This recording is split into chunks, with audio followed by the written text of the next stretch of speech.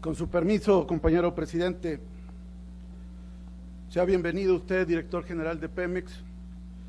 Antes de iniciar, quisiera obsequiarle este libro, que es de Lorenzo Meyer, se llama Las raíces del nacionalismo petrolero mexicano, y me parece que en la coyuntura de la reforma energética es un libro muy importante para comprender que no solamente es un asunto económico, el tema energético, sino es un asunto de soberanía y es un asunto ligado a la historia nacional. Por otro lado, escuchamos con atención su exposición del plan de negocios, pero nosotros no podemos desvincular este plan de negocios, primero, de la Estrategia Nacional de Energía y segundo, de la propuesta del Ejecutivo Federal de Reforma Energética. Es decir, son tres piezas que van de la mano y que son parte de un proyecto privatizador en materia energética que nosotros no podemos soslayar. Pero vayamos al plan de negocios primero. El gas de Lutitas ocupa un espacio minúsculo en el plan de negocios 2014-2018, pero en sus discursos promocionales de la reforma energética ocupan el primer plano. Las reservas de gas Lutitas en México no pueden considerarse como probadas o posibles, ya que no tenemos estudios que respalden las líneas discursivas del director de Pemex.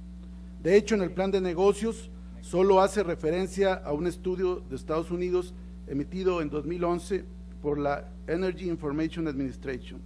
¿Por qué colocar el gas de Lutitas como solución al decremento de reservas energéticas sin tener certeza técnica? Por otro lado, no podemos desvincular esto de la sustentabilidad y del medio ambiente. El promedio de uso de agua por pozo diariamente en Estados Unidos es de 42,000 litros diarios, de los cuales muy pocos pueden ser recuperados, ya que se contaminan fuertemente por los químicos usados en la fracturación de placas. Actualmente el reciclaje de agua usada en el proceso de extracción de gas de Lutita es muy bajo, ronda en el 10%.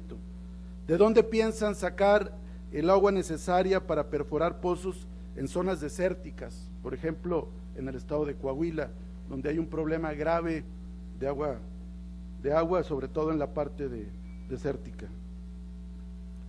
El plan de negocios carece de información precisa de metas de incremento en miles de barriles diarios de capacidad de refinación y en el número de nuevas refinerías por construir, aunque esto es parte de una estrategia principal para Pemex 2014-2018. ¿Por qué somos el único país de la OCDE importando importantes cantidades de combustible? ¿Por qué mantienen, y usted lo ha dicho reiteradamente, un discurso de que la refinación no es un negocio? Queremos que profundice sobre eso. ¿Por qué la refinación no es un negocio? Si en el plan de negocios dicen lo contrario, aunque aquí es importante señalar, y fue parte del motivo de su comparecencia, ¿por qué Pemex ha dejado fuera de su plan de negocios para los próximos años la construcción de la refinería Bicentenario en el municipio de Tula, Hidalgo? Queremos que nos conteste con un sí o con un no, partiendo de la base que usted ha jurado aquí decir la verdad en base a la Constitución. ¿Habrá o no habrá refinería de Tula, Hidalgo? Queremos que nos conteste con claridad y cuándo, porque hasta ahora solamente hay una barda perimetral de 13.4 kilómetros y por otro lado se ha invertido una cuantiosa cantidad de recursos. En el 2010 el gobierno autorizó 5,700 millones para el avance de la refinería. En 2011 Pemex contó con 274 millones para obra pública en bienes propios y en el 2012 tuvo 291 millones para invertir en el mismo concepto. Queremos que nos aclare cuál es el destino futuro de la refinería de Tula, Hidalgo. Por otro lado, queremos también que nos aclare las operaciones comerciales que tiene Petróleos Mexicanos con Carlos Slim para adquirir el control mayoritario de Repsol. Y aquí nos preocupa que las noticias más relevantes que tienen que ver con el futuro de Petróleos Mexicanos nos tengamos que enterar en el extranjero. Financial Times en junio dio la primicia de la reforma constitucional del presidente Enrique Peña Nieto. The Wall Street Journal estableció las negociaciones que ya se libran para que no solo sean contratos de utilidad compartida, sino contratos de producción compartida e incluso explorar los temas de licencias y concesiones. Y por último, a través de un diario español, nos acabamos de enterar de estas supuestas operaciones con Carlos Slim. Usted la ha desmentido, Pemex la ha desmentido, pero en México sabemos que cuando el río suena es que agua lleva. Queremos que nos precise sobre lo anterior y en todo caso cuál sería la contraprestación para Carlos Slim. Estamos creando un jeque petrolero con la privatización del petróleo mexicano, además de las transnacionales. Por su atención y respuesta oportuna, muchas gracias. Muchas gracias, diputado Ricardo Mejía. Tiene ahora el uso de la palabra hasta por 5 minutos la diputada Dora María. En el plan de negocio reconoció que no se le da prioridad al gas de Lutita, sin embargo, toda la estrategia propagandística está montada en este gas y en las reservas supuestas que tenemos. ¿Seguirán contemplando este gas como una alternativa a pesar de ser inviable, costosa y evidenciar una red de intereses económicos detrás de esta industria? Y no obstante el fracaso que ha mostrado en otros países, además de los efectos nocivos al medio ambiente por el fracking y la cuestión del consumo elevadísimo de agua en esta actividad. Por otro lado, es una costumbre ya recurrente en este gobierno usar eufemismos y no decirle las cosas por su nombre. Privatización es transferir una actividad administrada por el Estado a una empresa privada y ustedes están haciendo un proceso de privatización. Sé que la palabra no les gusta por el enorme rechazo social que hay al término y por la experiencia fallida de las privatizaciones. Yo quiero preguntarle, usted como economista, como maestro, como estudioso de las relaciones internacionales, dígame una sola actividad privatizadora que le ha redituado beneficios a la población del pueblo de México. Por otro lado, también en el tema de la refinería de Tula no fue claro, le preguntamos sí o no y usted salió con una serie de gambetas, dirían en el terreno futbolístico, o robalear, dirían en el sur.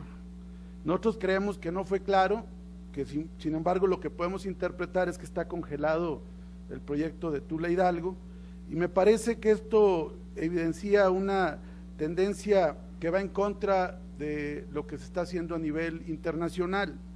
Petrobras está construyendo 5 refinerías y están haciéndolo precisamente porque se está haciendo un modelo mediante el cual se saca a Petróleos Mexicanos del presupuesto, se le da independencia presupuestal y con eso tiene la posibilidad de contratar financiamiento a tasas preferenciales. Mi pregunta es, ¿por qué no recurrir a estos esquemas de inversión? Usted sabe de fondos de inversión. ¿Por qué no crear valor? ¿Y por qué simplemente seguir importando gasolinas? ¿O acaso hay un negocio atrás de tanta importación de gasolina? Y se lo pregunto porque el gran problema de Pemex es el saqueo brutal y la corrupción. Y para evidencia de ello están los exdirectores de Petróleos Mexicanos, Adrián Layuz, que es el director de la principal contratista del gobierno federal, que es Schulenberger, que está precisamente en Chicontepec. Están los casos de Luis Ramírez Corzo, de Jesús Reyes Heroles, de Juan José Suárez Coppel, que constituyen una cofradía de traficantes con Petróleos Mexicanos, y hay que ver todos los negocios en los que están involucrados. Jesús Reyes Heroles por un lado, por otro lado está también Ramírez Corzo y Suárez Coppel en lo que se conoce como oro negro, que les acaba de rentar plataformas petroleras. Está en el gasoducto Los Ramones, está involucrado Carlos Ruiz Sacristán. Es decir, lo que vemos es que todo este discurso privatizador lo que envuelve es un negocio no para la nación, sino para este grupo de mercaderes que están haciendo negocios con el patrimonio nacional. Y en ese sentido queremos preguntarle… Le rogaría… Sí, voy a poder terminar, concluir. no me censure, señor diputado. No lo censuro. Si no considera usted que hay un conflicto de interés en su paso como miembro del Consejo de Administración de la empresa OHL, filial México, y que el director de finanzas de Pemex sea también exdirector financiero de OHL, que esta empresa, por cierto, fue la que tuvo mayor obra en los gobiernos, en el gobierno del Estado de México, cuando estaba el hoy presidente de la República, y que ya acaba de adquirir algunas licitaciones en la corta gestión que usted tiene al frente de Petróleos Mexicanos, la construcción de una planta de hidrógeno, la terminación de un gasoducto en la refinería de Cadereyta en Nuevo León y la construcción de una planta de cogeneración de energía en Tamaulipas. Usted fue miembro de este Consejo de Administración de esta empresa que obtuvo contratos por casi 7,000 millones de dólares de los gobiernos de México y de Puebla.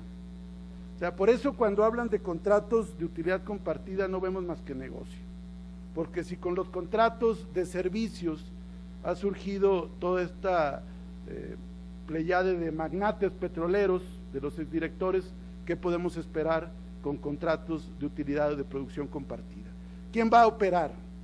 ¿Quién va a administrar? ¿Quién va a auditar? ¿Quién va a checar que paguen efectivamente los ingresos al fisco? ¿Quién va a evitar que no haya sangría de recursos? Por eso hay muchas preguntas, y la reforma que se plantea simplemente es eliminar la restricción de celebrar contratos y que se quite el monopolio estatal del petróleo y los hidrocarburos, es decir, un cheque en blanco.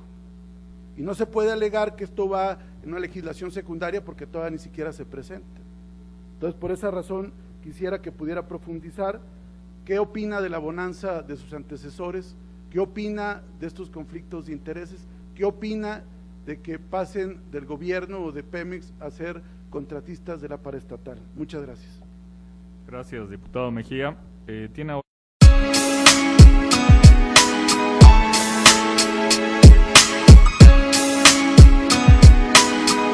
Yo no voté por ti.